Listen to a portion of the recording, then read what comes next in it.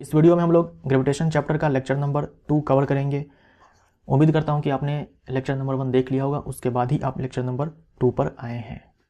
तो हम लोग शुरुआत करेंगे गुरुत्वाकर्षण का जो सार्वत्रिक नियम है उससे। पिछले लेक्चर में आपने कैपलर के लॉ पढ़े थे। कैपलर ने जो 3 नियम दिए थे उनमें जो खास करके तीसरा नियम है उसके आधार पर न्यूटन ने गुरुत्वाकर्षण का सार्वत्रिक नियम दिया। न्यूटन ने गुरुत्वाकर्षण का सार्वत्रिक नियम दिया। केपलर ने यह नहीं बताया था कि जो ग्रह एलिप्टिकल पाथ पर घूम रहे हैं वो क्यों घूम रहे हैं। केपलर ने यह तो बताया कि सारे ग्रह जो है सूर्य के चारों तरफ एलिप्टिकल पाथ पर घूम रहे हैं, दीर्घवृत्तीय पथ पर घूम रहे हैं, बट वो घूम क्यों रहे हैं, किस कारण से घूम रहे हैं, ये केपलर ने नहीं बताया था। ये बताया न्यूटन ने। यह बताया न्यूटन का जो गुरुत्वाकर्षण का सार्वत्रिक नियम है उसने। इन्होंने बताया कि जो ग्रह है वो घूमते हैं क्योंकि सूर्य और ग्रह के बीच में जो है गुरुत्वाकर्षण बल कार्य करता है। न्यूटन के इस नियम के अनुसार इस विश्व में प्रत्येक पिंड, केवल विश्व ही नहीं पूरे ब्रह्मांड की आप बात कर सकते हो, पूरे ब्रह्मांड में प्रत्येक पिंड, चाहे वो छोटा से छोटा क्यों ना हो, चाहे वो बड़ा से बड़ा क्यों ना हो, खगोलीय क्यों ना हो, तो प्रत्येक पिंड हर दूसरे पिंड को एक बल द्वारा आकर्षित करता है। इस बल को कहा जाता है गुरुत्वाकर्षण बल। हर दो पिंड के बीच एक आकर्षण बल कार्य कर रहा है जिसे गुरुत्वाकर्षण बल कहा जाता है। इस बल का जो परिणाम है ये दोनों पिंडों के द्रव्यमानों के गुणनफल के समानुपाती होता है तथा उनके बीच की दूरी के वर्ग के व्युत्क्रम अनुपाती होता है। ये गुरुत्वाकर्षण का सार्वत्रिक नियम है जो न्यूटन ने दिया था। अब इसी चीज को हम लोग क्या करते हैं कि थोड़ा सा मैथमेटिकली समझते हैं, गणितीय रूप में समझते हैं। मान लीजिए ब्रह्मांड में ये दो पिंड है ए और बी, इसका द्रव्यमान m1 और m2 दिया हुआ है। न्यूटन के अकॉर्डिंग ब्रह्मांड में प्रत्येक दो वस्तु के बीच में जो है गुरुत्वाकर्षण बल कार्य करता है, यानी कि इन दोनों के बीच में भी गुरुत्वाकर्षण बल कार्य करेगा।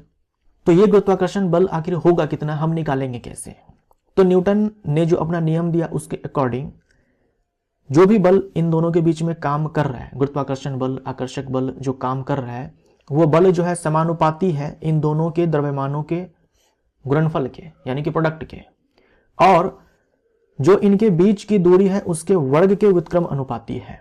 अब इन दोनों को हम कंबाइन करेंगे तो हम ऐसे लिख सकते हैं, अनुपातिक चिन्ह को हम हटाएंगे।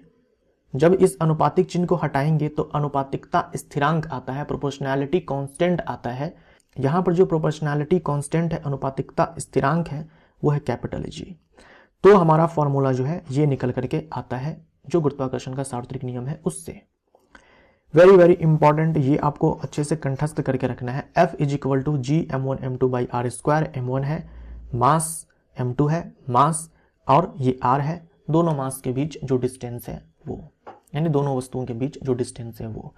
अब ध्यान में रखिएगा कि m1 ने m2 पर जितना बल लगाया उतने ही मैग्नीट्यूड का, उतने ही परिमाण का m2 भी m1 पर बल लगाएगा। दोनों परिमाण में बराबर ही बल लगाते हैं लेकिन दिशा में विपरीत होते हैं, क्योंकि ये एक्शन रिएक्शन पेयर है, क्रिया प्रतिक्रिया बल होते हैं दोनों।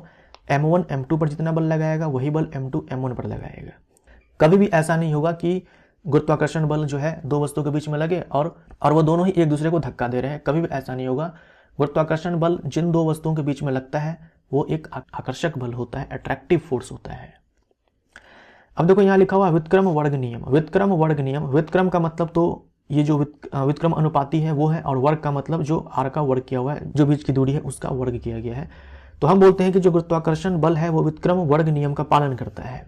व्युत्क्रम वर्ग नियम का पालन करने का यही मतलब है कि जो बल है वो जिन दो वस्तुओं के बीच में कार्य कर रहा है उनके बीच की जो दूरी है उसके वर्ग के व्युत्क्रम अनुपाती है। तो हम बोलते हैं कि हाँ, व्युत्क्रम वर्ग नियम का पालन कर रहा है।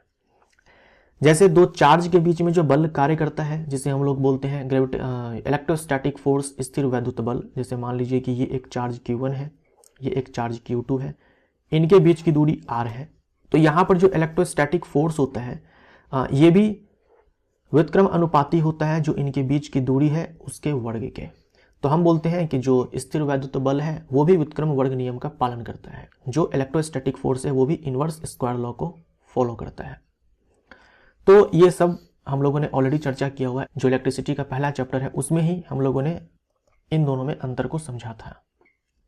अब यहाँ पर एक चीज और ध्यान में रखिएगा कि ये जो फॉर्मूला है, याद रखिएगा मैं फॉर्मूला की बात कर रहा हूं, ये वैलिड है valid for point mass. Point mass, देखिए जो गुरुत्वाकर्षण बल है वो हर उस दो पिंड के बीच में लगेगा जिनके पास द्रव्यमान है।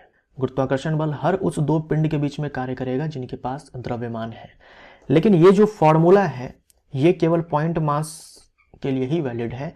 मतलब ऐसे वस्तुओं के बीच में इस फॉर्मूला से आप बल निकाल सकते हैं, गुरुत्वाकर्षण बल, जिनका साइज बहुत ही छोटा हो, जिनका साइज जो है बहुत ही छोटा हो उनके डिस्टेंस के कंपेयर में, उसके बीच की जो दूरी है ना उसके तुलना में जो है उसका साइज जो है बहुत ही छोटा हो।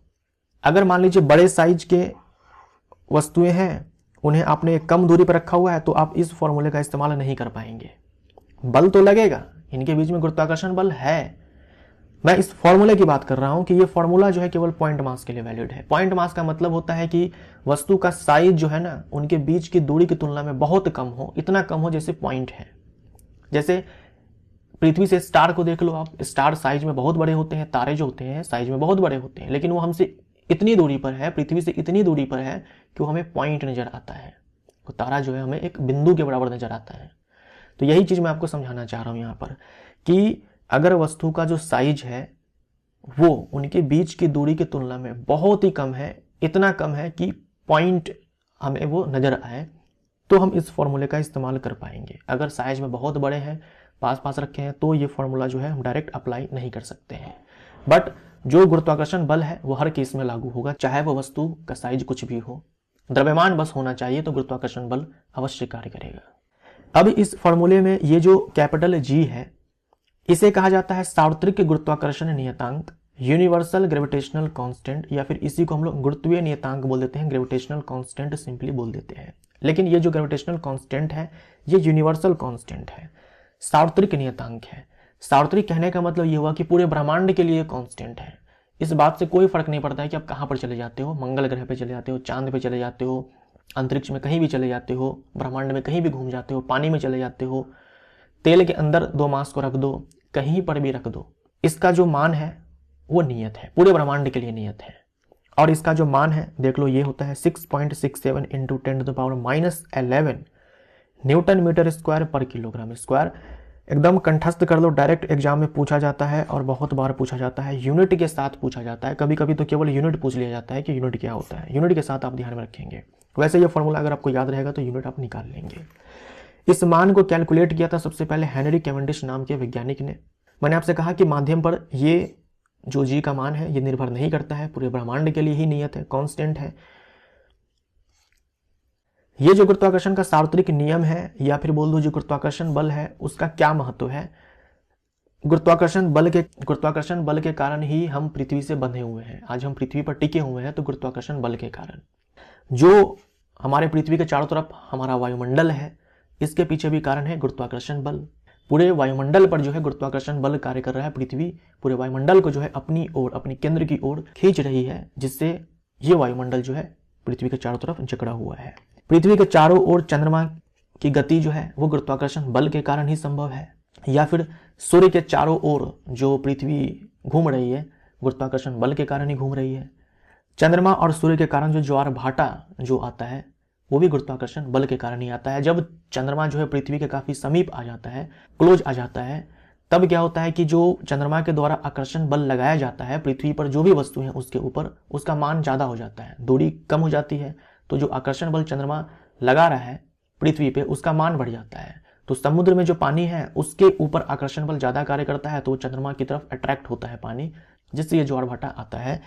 और जब पृथ्वी सूर्य के निकट जाएगा तो भी यही चीज होगा, सूर्य के द्वारा जो आकर्षण बल लगाया जाएगा पृथ्वी पर उसका मान बढ़ेगा, जो समुद्र में पानी है उसके ऊपर भी आकर्षण बल कार्य करेगा, तो वो भी जो है सूर्य की ओर अट्रैक्ट होगा, तो इससे ज्वार भाटा आएगा।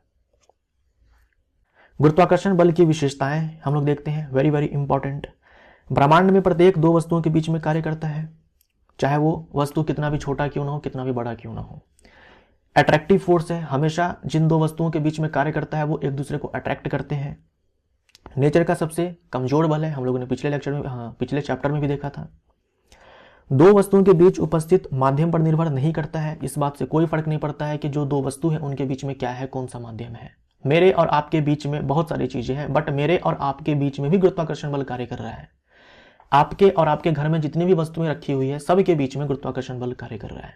आपके और चंद्रमा के बीच में भी गुरुत्वाकर्षण बल कार्य कर रहा है। लेकिन हमें क्या है कि ये गुरुत्वाकर्षण बल फील नहीं होता है ना, क्योंकि बहुत ही कमजोर बल है, ये बहुत ही कमजोर बल है। ये केंद्रीय बल है, सेंट्रल फोर्स है। केंद्रीय बल का सीधा सा मतलब ये है, जैसे कि मान लीजिए कि ये दो वस्तु है, ये दो वस्तु है, दोनों के पास अपना अपना द्रव्यमान है, तो गुरुत्वाकर्षण बल लगेगा ना। ये वस्तु जो है इस पर गुरुत्वाकर्षण बल लगाएगी और ये इस पर लगाएगी। दोनों जो है नेचर में जो है विपरीत होंगे, यानी कि एक दूसरे के विपरीत होंगे, दोनों की दिशा है, लेकिन परिमाण में जो है दोनों आपस में बराबरी होंगे। ठीक है, यानी कि मान लो कि ये F1 है, ये F2 है, तो F1 बराबर ये F2 है। अब ये जो दोनों वस्तुएं एक दूसरे को अट्रैक्ट कर रही है वो किस दिशा में करेगी, तो जो इन दोनों का सेंटर है, इस सेंटर को मिलाने वाली जो लाइन है इसके अनुदिश ही अट्रैक्ट करती है।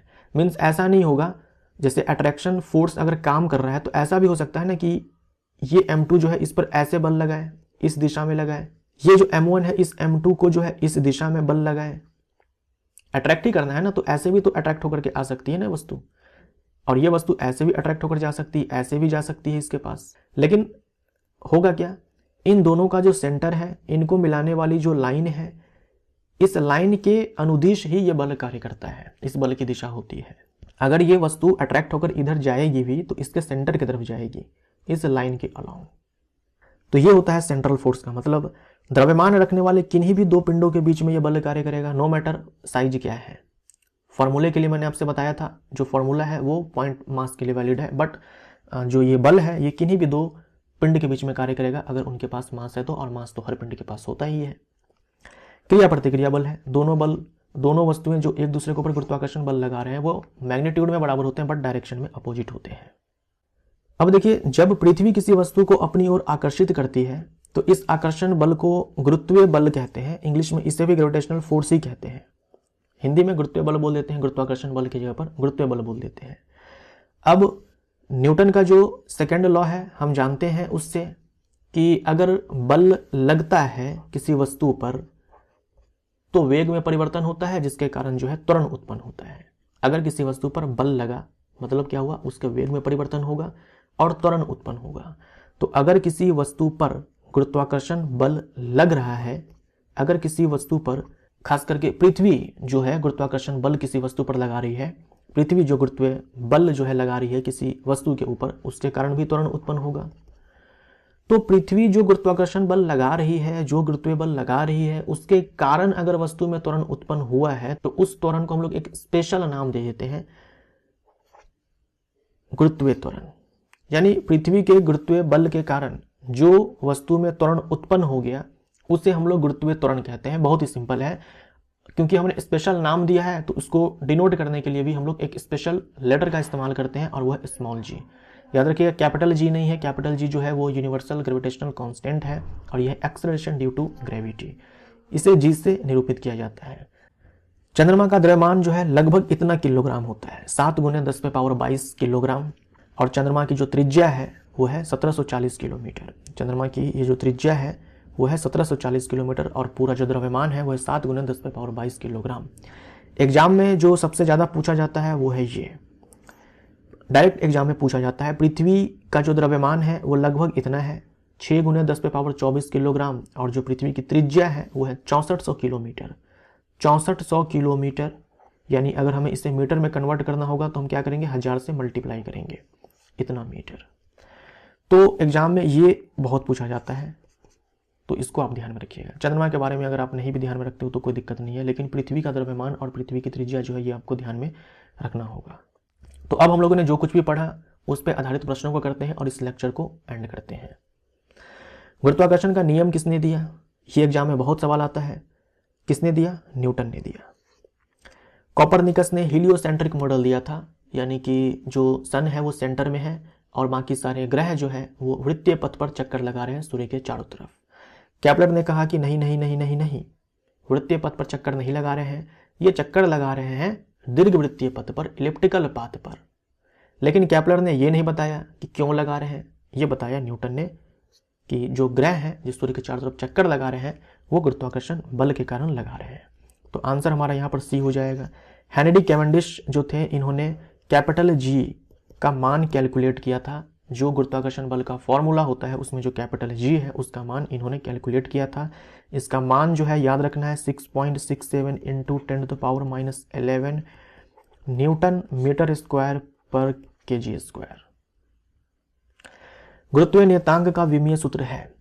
गुरुत्वीय नियतांक किसको बोलते हैं? ग्रेविटेशनल कांस्टेंट किसको बोलते हैं? कैपिटल जी को बोलते हैं। तो F is equal to G m1 m2 divided by R square हम लोगों ने पढ़ा। हमें इसका विमीय सूत्र चाहिए, है ना, डायमेंशनल फॉर्मूला चाहिए। तो सबसे पहले क्या करेंगे कि हम लोग g बराबर लिख लेते हैं। तो F इंटू में आर स्क्वायर हो जाएगा डिवाइडेड बाई m1 m2 हो जाएगा। अब हमें क्या है कि g का विमीय सूत्र लिखना है। तो इसके लिए क्या है कि हमें बल का विमीय सूत्र लिखना होगा। ये जो आर स्क्वायर है इसका विमीय सूत्र लिखना होगा। ये जो m1 है इसका विमीय सूत्र लिखना होगा। ये जो m2 है इसका विमीय सूत्र लिखना होगा। अब देखिए, बल का विमीय सूत्र डायरेक्ट आपको रट कर रखना है। मैंने आपसे पहले भी कहा हुआ है mlt-2। ये जो r है ये तो दूरी है, दूरी के लिए विमीय सूत्र l होता है। तो l आर स्क्वायर है तो l स्क्वायर हो जाएगा डिवाइडेड बाई, ये दोनों ही द्रव्यमान है। द्रव्यमान के लिए विमीय सूत्र कैपिटल M होता है, ठीक है। M से M ये खत्म हो जाएगा, ये M ऊपर जाएगा तो पावर -1। ये L स्क्वायर है और ये L है, मल्टीप्लाई होकर के L क्यूब बनेगा और ये T पे पावर -2 है। ये निकल करके आ गया विमीय सूत्र किसका? ग्रेविटेशनल कांस्टेंट का। तो M-1 L cube T-2, C हमारा आंसर हो जाएगा। MLT-2 ये फोर्स का है। चाहे कोई सा भी फोर्स पूछ दे, घर्षण बल बोल दे, तनाव बल बोल दे, गुरुत्वाकर्षण बल बोल दे, कोई भी बल बोल दे, MLT-2। जी का मान सर्वप्रथम किसने ज्ञात किया था? जी का मान सबसे पहले ज्ञात किया था हेनरी कैवेंडिश ने। तो डी हमारा राइट आंसर। गुरुत्वाकर्षण के नियम में राशि जी का मान केवल पृथ्वी के द्रव्यमान पर निर्भर करता है, गलत हो जाएगा। केवल पृथ्वी की त्रिज्या पर निर्भर करता है, गलत हो जाएगा। पृथ्वी के द्रव्यमान एवं त्रिज्या दोनों पर निर्भर करता है, गलत हो जाएगा। पृथ्वी के द्रव्यमान एवं त्रिज्या पर निर्भर नहीं करता है, सही हो जाएगा। तो आंसर हमारा डी हो जाएगा। गुरुत्वाकर्षण के नियम में जो जी है इसे बोलते हैं सार्वत्रिक गुरुत्वाकर्षण नियतांक, यूनिवर्सल ग्रेविटेशनल कांस्टेंट। कोई फर्क नहीं पड़ता है किसी भी चीज को चेंज करने से, इसका जो मान है वो पूरे यूनिवर्स के लिए कांस्टेंट है, ठीक है। बाय एक्सपेरिमेंट इसका मान निकाला गया है, ये पूरे यूनिवर्स के लिए कांस्टेंट है। गुरुत्वाकर्षण के नियम में गुरुत्वाकर्षण बल केवल पृथ्वी तथा बिंदु द्रव्यमान के बीच होता है, गलत हो जाएगा। भाई गुरुत्वाकर्षण बल हर उस दो वस्तु के बीच में कार्य करता है जिनके पास द्रव्यमान है, ठीक है, चाहे वो साइज में कुछ भी हो। केवल सूर्य तथा पृथ्वी के बीच होता है, ये भी कहना गलत हो जाएगा। द्रव्यमान रखने वाले किन्हीं भी दो पिंडों के बीच होता है, ये बिल्कुल सही हो जाएगा। केवल दो आवेशित पिंडों के बीच होता है, ये गलत हो जाएगा। जो दो आवेशित पिंड है उनके बीच में भी गुरुत्वाकर्षण बल कार्य करेगा, ठीक है। प्रोटॉन प्रोटॉन के बीच में, न्यूट्रॉन न्यूट्रॉन के बीच में, प्रोटॉन इलेक्ट्रॉन के बीच में, न्यूट्रॉन इलेक्ट्रॉन के बीच में कार्य करेगा, क्योंकि इन सब के पास भी क्या है? द्रव्यमान है। आवेशित पिंडों के बीच में स्थिर वैद्युत बल तो कार्य करेगा ही, लेकिन गुरुत्वाकर्षण बल भी तो कार्य करेगा ना उसके द्रव्यमान के कारण। सी हमारा राइट आंसर हो जाएगा। संबंध F is equal to G m by D square में राशि G है। तो जो हम लोगों ने यहाँ पर बल बराबर पढ़ा था ना, capital G m1 m2 divided by R square, तो ये वही चीज़ है। m1 के स्थान पर m है, m2 के स्थान पर कैपिटल M है, या फिर आप ये भी बोल सकते हो कि भाई m1 के स्थान पर कैपिटल M है, m2 के स्थान पर ये स्मॉल m है, बट्टे में जो r है उसके स्थान पर d ले लिया गया है। तो ये जो राशि G है, यानी फिर से ग्रेविटेशनल कांस्टेंट के बारे में पूछा है, सार्वत्रिक गुरुत्वाकर्षण नियतांक के बारे में पूछा है। परीक्षण स्थल पर G के मान पर निर्भर करती है, गलत। राशि G का उपयोग दो द्रव्यमानों में से एक पृथ्वी होने पर ही किया जाता है, ऐसा नहीं है। पृथ्वी की सतह पर अधिकतम होता है, नहीं है। पूरे यूनिवर्स के लिए कांस्टेंट है। प्रकृति का सार्वत्रिक नियतांक है, बिल्कुल सही है, डी आंसर। वायुमंडल पृथ्वी से जकड़ा हुआ है, किसके द्वारा? गुरुत्व बल द्वारा, जो पृथ्वी लगा रही है। व्युत्क्रम वर्ग नियम का पालन करता है। व्युत्क्रम वर्ग नियम का पालन करता है गुरुत्वाकर्षण बल, स्थिर वैद्युत बल। उपयुक्त दोनों हमारा आंसर हो जाएगा। जो गुरुत्वाकर्षण बल होता है जिन दो द्रव्यमानों के बीच में कार्य करता है उनके बीच की जो दूरी है उसके वर्ग के व्युत्क्रम अनुपाती होता है। जबकि जो स्थिर वैद्युत बल होता है, इलेक्ट्रोस्टैटिक फोर्स होता है, वो जिन दो चार्जेज के बीच में कार्य करता है उनके बीच जो दूरी होती है उसके वर्ग के व्युत्क्रम अनुपाती होता है। तो इसी को बोलते हैं हम लोग इनवर्स स्क्वायर लॉ। सूर्य के परितः किसी ग्रह की परिक्रमा करने के लिए अभिकेंद्रीय बल का स्रोत क्या है? देखिए, हम लोग ऑलरेडी पढ़ चुके हैं कि अगर कोई भी वस्तु, कोई भी पिंड सर्कुलर पाथ पे गति करता है तो उसे गति करने के लिए जो है एक अभिकेंद्रीय बल की आवश्यकता होती है। तो अगर हम पत्थर को रस्सी में बांध करके घुमाते हैं तो वहां पर अभिकेंद्रीय बल जो है वो तनाव बल के बराबर होता है। और सूर्य के चारों तरफ जो ग्रह घूमते हैं या फिर पृथ्वी के चारों तरफ जो चंद्रमा घूम रहा है या फिर जो भी सैटेलाइट्स जो है वो घूम रहे हैं, उन्हें घूमने के लिए भी अभिकेंद्रीय बल की आवश्यकता होती है। और ये अभिकेंद्रीय बल जो है यहाँ पर गुरुत्वाकर्षण बल के बराबर होता है। तो अभिकेंद्रीय बल का स्रोत जो है गुरुत्वाकर्षण बल हो जाएगा। आंसर हमारा डी हो जाएगा। वहीं परमाणु के भीतर जो नाभिक है उस नाभिक के चारों ओर इलेक्ट्रॉन चक्कर लगा रहा है तो वहां भी घूमने के लिए एक अभिकेंद्रीय बल चाहिए, तभी घूम पाएगा, अदरवाइज नहीं घूम पाएगा। और वहां पर जो अभिकेंद्रीय बल है वो स्थिर वैद्युत बल के बराबर होता है। निम्नलिखित में से कौन सा ज्वार भाटा का कारण है? ज्वार भाटा का कारण क्या हो जाएगा? सूर्य और चंद्रमा का गुरुत्वाकर्षण बल। निम्नलिखित में से कौन सा एक गुरुत्वाकर्षण बल की विशेषता नहीं है? यह एक केंद्रीय बल है, विशेषता है। यह केवल आकर्षक प्रकृति का बल है, सही है। यह बल वस्तुओं के द्रव्यमान के कारण होता है, यह भी सही है। माध्यम बदलने से बल का मान बदल जाता है, गलत हो जाएगा।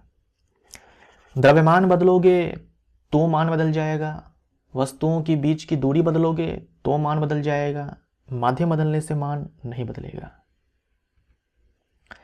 पृथ्वी तथा किसी वस्तु के बीच गुरुत्वाकर्षण बल को हम क्या कहेंगे?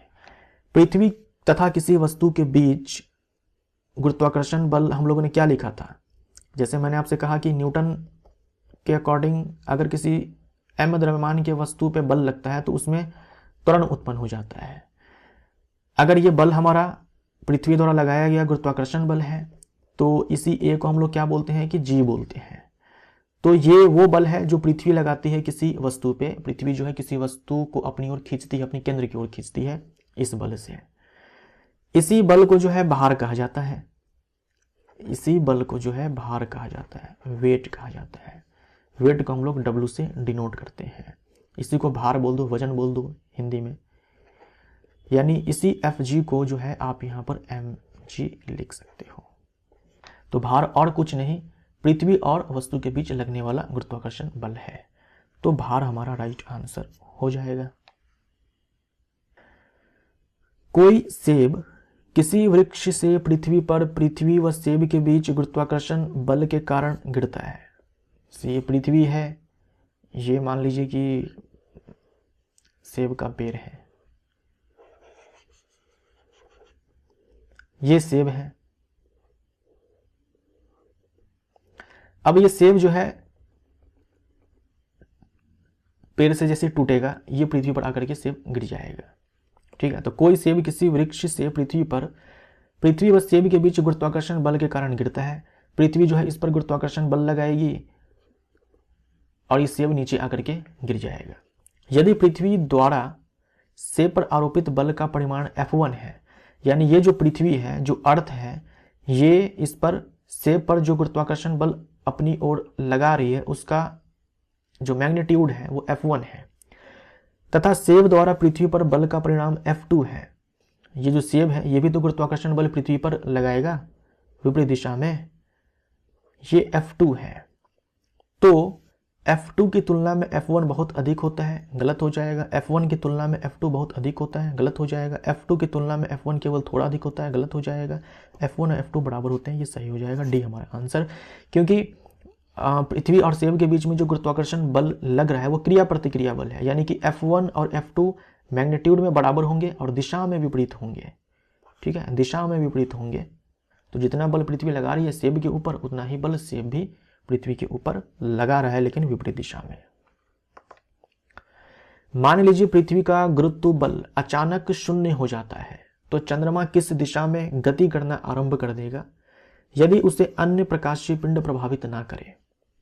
तो चंद्रमा पृथ्वी के चारों ओर घूम ही इसलिए रहा है क्योंकि पृथ्वी उस पर जो है गुरुत्व बल लगा रहा है। लेकिन पृथ्वी अगर गुरुत्व बल लगाना बंद कर दे तो क्या होगा? तो याद करो सर्कुलर मोशन में हम लोगों ने इस कॉन्सेप्ट को पढ़ा था कि ये पत्थर मान लो ये पत्थर है, इसको ये लड़का जो है रस्सी से बांधकर घुमा रहा है, इस दिशा में घुमा रहा है।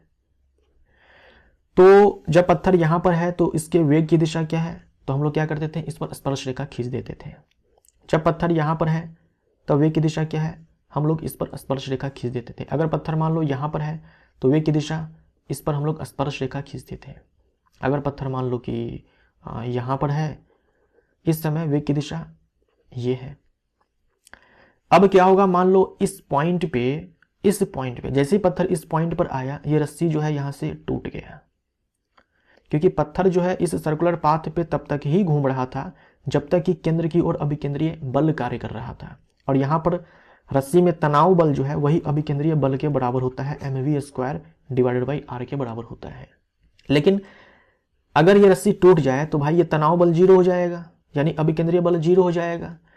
अभिकेंद्रीय बल जब रहेगा ही नहीं तो सर्कुलर पाथ पे ये पत्थर घूमेगा ही नहीं। तब ये पत्थर किस दिशा में जाएगा? तो देखो, जैसे ही ये रस्सी टूटती है, इस समय पत्थर के वेग की जो दिशा होती है उस दिशा में ये सर्कुलर स्ट्रेट लाइन में गति करेगा। फिर धीरे धीरे ग्रेविटी के कारण वो आकर के जमीन पे पत्थर गिर जाएगा। ठीक सेम फंडा हम लोग यहां पर लगाते हैं कि पृथ्वी है केंद्र में, है ना, पृथ्वी है केंद्र में, इसके चारों तरफ चंद्रमा जो है चक्कर लगा रहा है। वो चक्कर इसलिए लगा पा रहा है क्योंकि केंद्र की ओर अभिकेंद्रीय बल कार्य करता है, और ये जो अभिकेंद्रीय बल है वो गुरुत्वाकर्षण बल के बराबर होता है। ये जो अभिकेंद्रीय बल है ये गुरुत्वाकर्षण बल के बराबर होता है, गुरुत्वाकर्षण बल के बराबर होता है। m1 पृथ्वी का द्रव्यमान, m2 चंद्रमा का द्रव्यमान, और r जो है पृथ्वी चंद्रमा के बीच की दूरी। लेकिन अगर ये पूरा मान ही 0 हो जाए तो अभिकेंद्रीय बल प्रदान करने वाला कोई बल रहेगा नहीं। तब क्या होगा, जिस समय पृथ्वी का गुरुत्वाकर्षण बल जो है, गुरुत्व बल जो है 0 होगा, उस समय चंद्रमा के वेग की जो दिशा होगी, चंद्रमा उस दिशा में जो है गति करना शुरू कर देगा। स्ट्रेट लाइन में उस डायरेक्शन में जो है गति करना शुरू कर देगा, उस दिशा में चला जाएगा, घूम नहीं पाएगा चंद्रमा। आई होप आपको समझ में आया होगा। वृत्ताकार पथ पर किसी सरल रेखीय स्पर्शी के अनुदिश। यदि चंद्रमा पृथ्वी को आकर्षित करता है तो पृथ्वी चंद्रमा की ओर गति क्यों नहीं करती है? ऐसा आपके मन में आ सकता है कि अगर चंद्रमा पृथ्वी को आकर्षित करता है तो पृथ्वी चंद्रमा की ओर गति क्यों नहीं करती है? देखिए, बल बराबर होता है द्रव्यमान गुने में त्वरण, according to second law of motion. तो यहां से त्वरण बराबर हो जाएगा क्या? बल बट्टे में द्रव्यमान। ये जो त्वरण उत्पन्न होता है ये बल पर तो डिपेंड करता ही है, लेकिन द्रव्यमान पर भी तो डिपेंड करता है।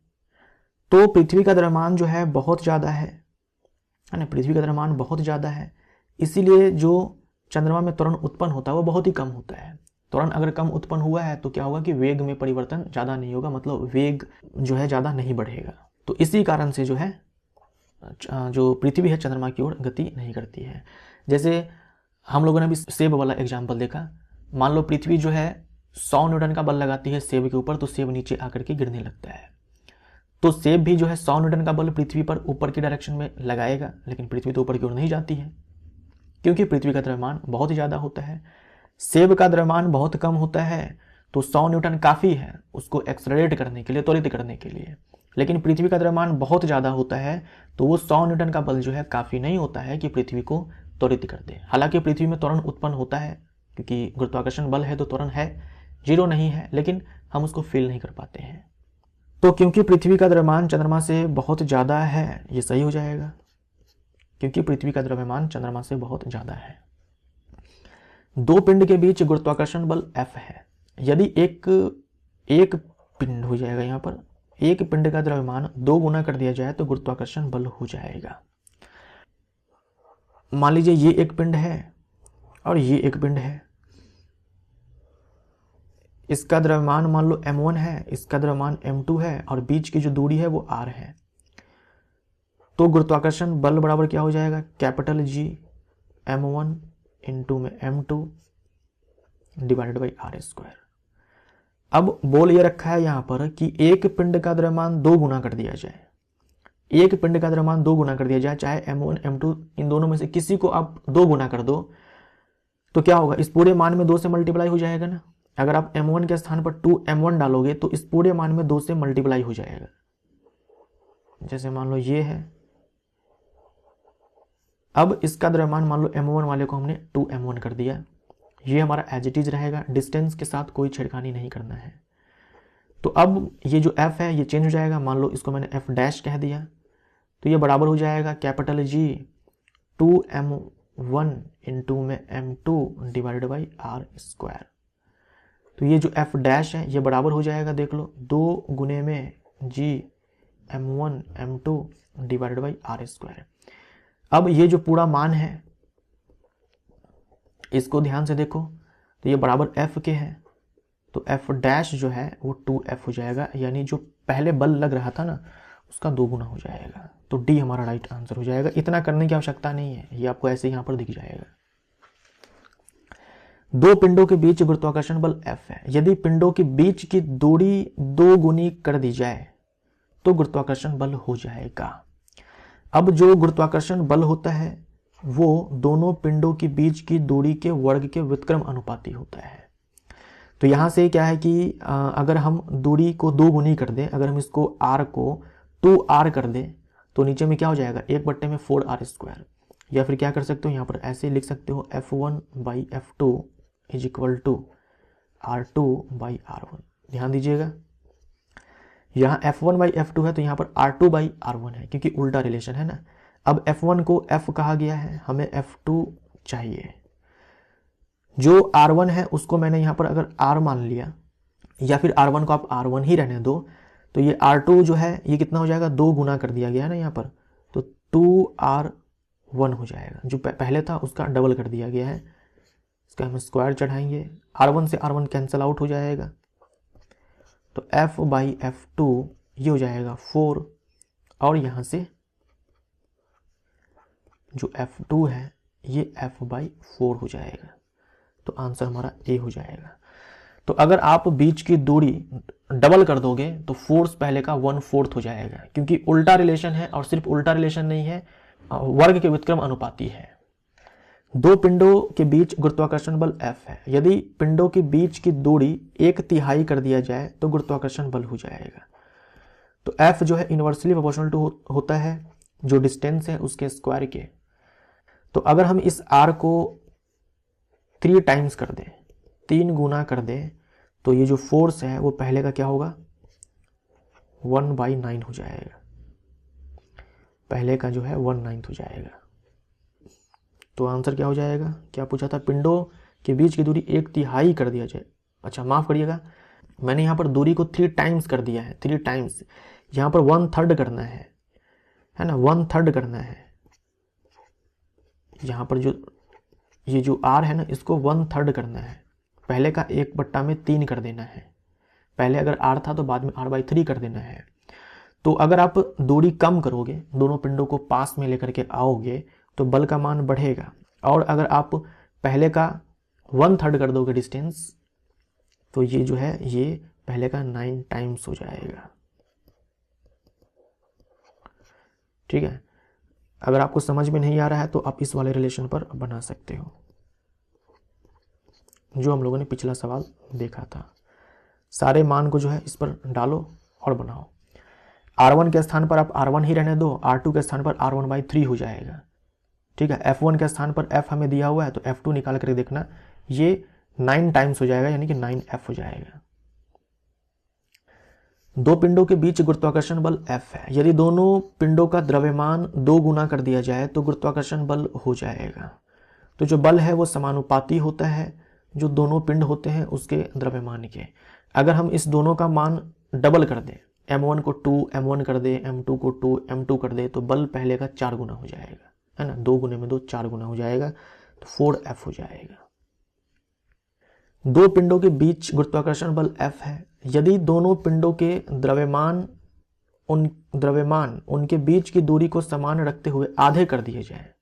अच्छा, द्रव्यमान को जो है, दोनों का द्रव्यमान जो है आधा कर दिया गया है, तो सेम कॉन्सेप्ट लगाएंगे जो पिछला सवाल था उसके जैसा।